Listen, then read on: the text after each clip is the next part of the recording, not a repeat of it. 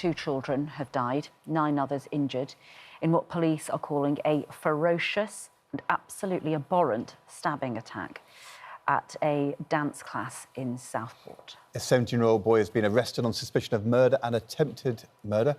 And we're joined now by the Auxiliary Bishop of Liverpool, Thomas Nayland. Thank you very much indeed for joining us, Reverend Nayland.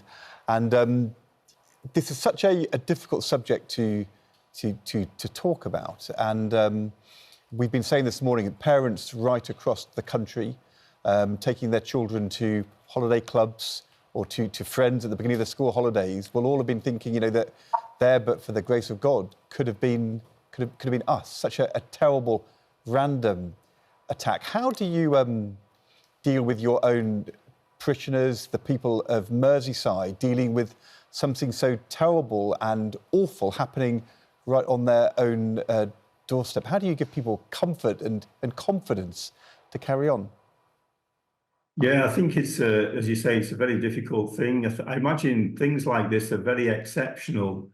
I mean, I love this time of the year, and particularly yesterday, the sun was shining. Where I live near Wigan, there were mums and dads and grandparents walking around with kids, just enjoying the weather. Children are off school, there's no timetable, just enjoying the freedom of being alive on a nice sunny day. And I'm sure all parents and carers and others do what they can to keep people safe. I imagine this time yesterday morning, those parents and young people who were going to Hart Lane in Southport didn't realise that, you know, a few hours later they'd be the centre of a horrific attack with its consequences. As you say, 2 children have died and 6 are critically injured.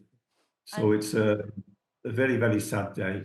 We were saying this morning that part of the reason it's so hard is because it's so random. It's unexplained. It could have happened anywhere, but that randomness means it could have happened to any of us. And I just wonder, how do you, as an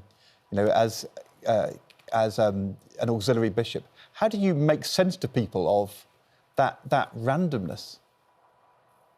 I don't think you can make any sense of it, really. I think if we knew how to protect people from such attacks, we would do it.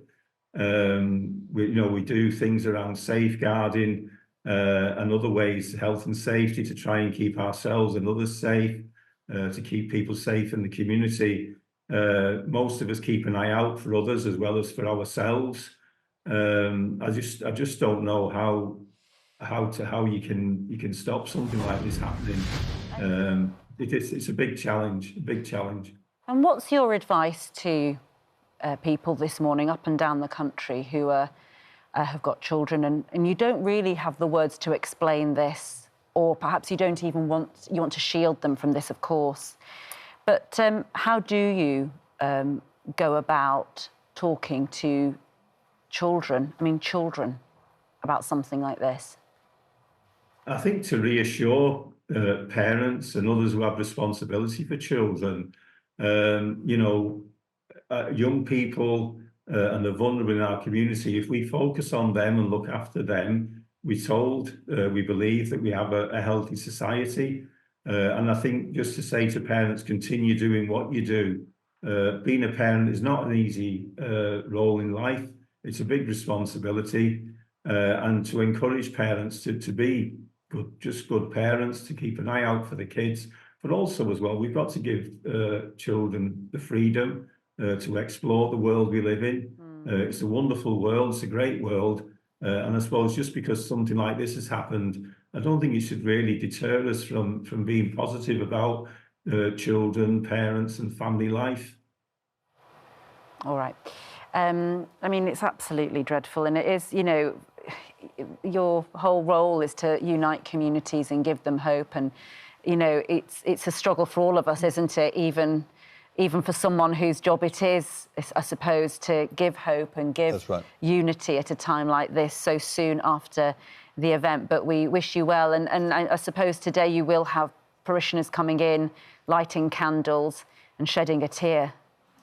Yeah, I think in Southport, the Holy Family Church, it was open yesterday afternoon and into the evening, and the church will be open all day today. And Father Gillespie and Father McLaughlin, who are the priests in the area, they will do what they can to respond to people as they come in, whether it's just to pray quietly, to light a candle, as you say, or if someone just wants to have a chat. Sometimes it helps us just to talk to somebody, just to unload a little bit of how we're feeling.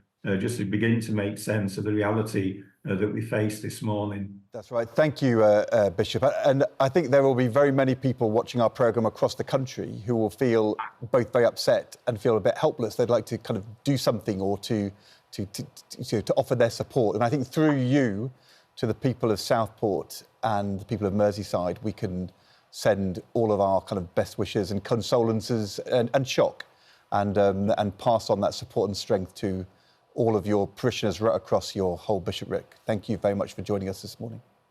Thank you very much.